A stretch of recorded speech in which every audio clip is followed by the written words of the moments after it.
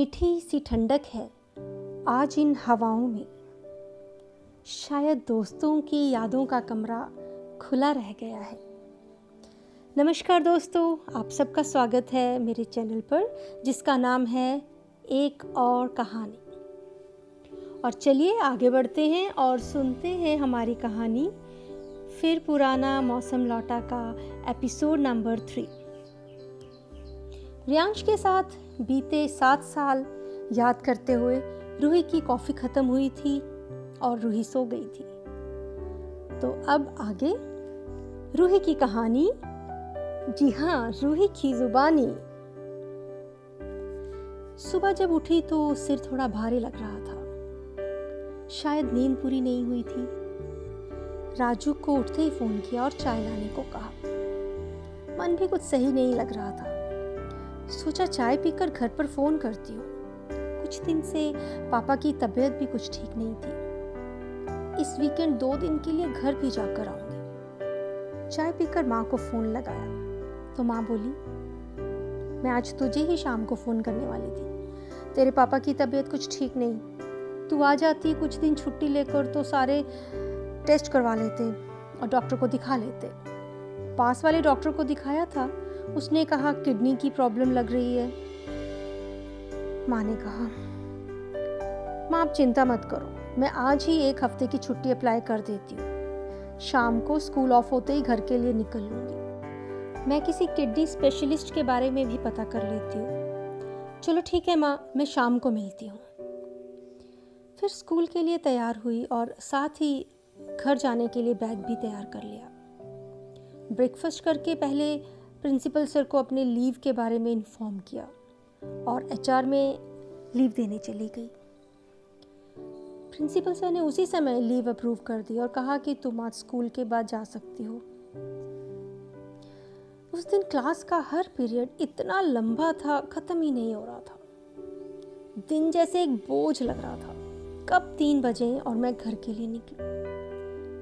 3 बजते ही last class के बाद मैं नोटबुक्स रखने स्टाफ रूम में चली गई और टीचर्स को बाय कर अपने रूम में बैग और सेल फोन लेने चली गई। सामान लेकर बॉयज हॉस्टल की तरफ मुड़ गई। रियांश से मिले बिना कैसे जा सकती थी। कहते हैं you don't choose your family, they are God's gift to you as you are to them. जी हाँ, रियांश भी एक तोहफा था मेरे लिए भगवान की तरफ से, मेरी फैमिली का हिस्सा। उसके बिना मेरी फैमिली अधूरी थी। तभी पीछे से आवाज आई, रूही मैम। देखो तो रियांश खड़ा था। मैम लाइए बैग मुझे दे दीजिए, रियांश बोला। और रियांश मेरा बैग लेकर चलने लगा। मैम आपके पापा जल्दी ठीक हो जाएंगे, आप टेंशन मत लेना। मैं रेखा मैम को तंग नहीं करूँगा, अपने आप सो जाऊँगा। मैं मुस्कुराते हुए रियांश को सुन रही थी। वाह रियांश, तुम तो बड़े हो गए हो सचमुच। अच्छा तुम्हें किसने बताया कि मैं जा रही हूँ? मैंने गाल पर धीरे से मारते हुए पूछा। मुझे रेखा मैम ने बताया और बोला कि मिलकर आ जाओ, रियांश बोला। मेरे मन में जो रियांश को लेकर घबराहट थी वो भी कम हो गई। अपना बैग तो कभी नहीं देखा मैंने रियांश को उठाते हुए। उसका ड्राइवर ही सारा सामान उसके रूम तक लेकर जाता था और वो कैसे मेरा बैग लेके मुझे गेट तक ड्रॉप करने जा रहा था जैसे कोई बड़ा मैच्योर इंसान हो। इन 7 सालों में पहली बार था कि वो स्कूल में होगा जब मैं स्कूल में नहीं होंगी, क्योंकि वेकेशंस होने पर हम टीचर्स स्टूडेंट्स के चले जाने के बाद ही जाते थे और स्टूडेंट्स के वापस आने से 1 दिन पहले ही आ जाते थे। मैं मन ही मन प्रे कर रही थी कि रियांश बेचारी रेखा को तंग ना करे। गेट पर बंसी काका ने पहले ही ऑटो बुला रखा था। रियांश ने बैग ऑटो में रखा और मुझे हग कर लिया। मैंने भी रियांश को प्यार किया और ऑटो में बैठ गई। उसको बाय करती हुई सोच रही थी कि हमें सारी खुशियां टुकड़ों में ही क्यों मिलती हैं। आज मम्मी पापा से मिलने वाली थी पर रियांश से बिछड़ के 15 मिनट में बस स्टैंड पहुंच गई और घर के लिए बस भी ले ली। स्कूल से घर तक का सफर तकरीबन 1 घंटे का था। उस दिन 1 घंटा भी 4 घंटों के बराबर लग रहा था बस में। बस भगवान से पापा की सेहत के लिए प्रार्थना कर रही थी।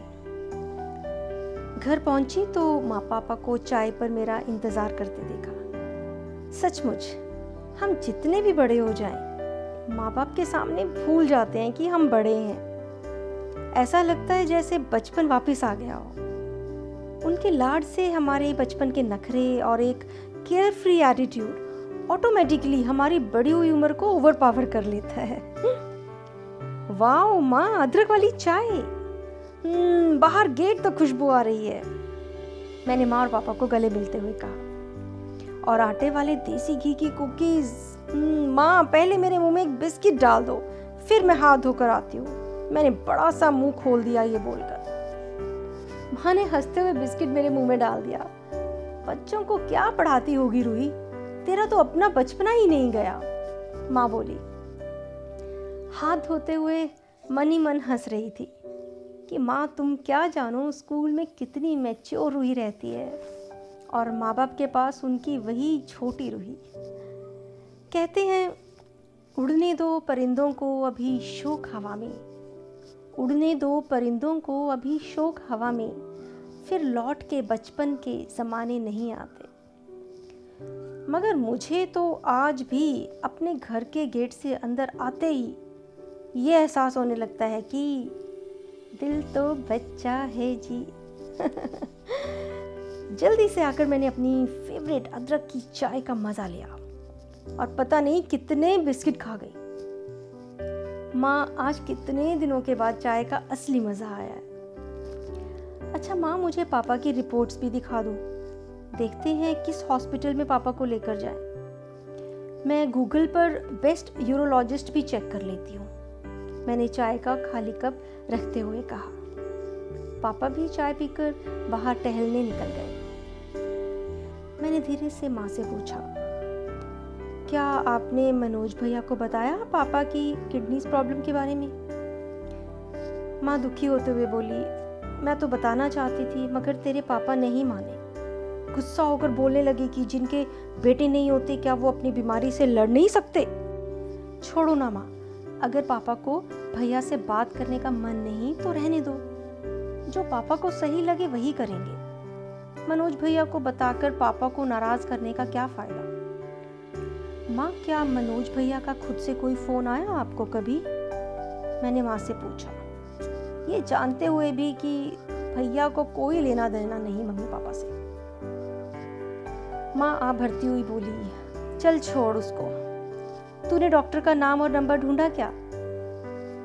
तेरे मिश्रा अंकल कोई न्यू केयर हॉस्पिटल के बारे में भी बता रहे थे, ज़रा गूगल करके देख ले और अपॉइंटमेंट भी ले ले, वरना तेरे पापा को ज़्यादा देर बैठने में मुश्किल हो जाती है। चल मैं डिनर की तैयारी करती हूँ, तू थोड़ा आराम कर ले। माँ किचन में चली गई और मैं गूगल पे बेस्ट यूरोलॉजिस्ट ढूंढने लगी। बेस्ट यूरोलॉजिस्ट की लिस्ट खुलते ही सबसे पहला नाम था डॉक्टर सुमित कश्यप। जंगल के सब जुगनू जैसे मेरी आंखों में चमकने लगे। लिस्ट में बाकी नाम देखने की ना तो हिम्मत हुई ना ही मन। कैसे भूल गई कि स्कूल का टॉपर डॉक्टर सुमित कश्यप 9 साल पहले यूरोलॉजी में डॉक्टरेट करने अमेरिका गया था। उससे ज्यादा इंटेलिजेंट कौन हो सकता है? पापा को उसके पास ही लेकर जाऊंगी। मगर दिमाग के साथ दिल भी बोल पड़ा, कैसे 9 साल बाद उसका सामना करोगी? फिर ध्यान आया, नहीं, और बहुत इंटेलिजेंट और एक्सपीरियंस्ड डॉक्टर्स हैं शहर में, मुझे सुमित से बिल्कुल नहीं मिलना। लेकिन इस दिल और दिमाग की जंग में दिमाग की ही जीत हुई। पापा के लिए तो बेस्ट डॉक्टर ही चाहिए था ना।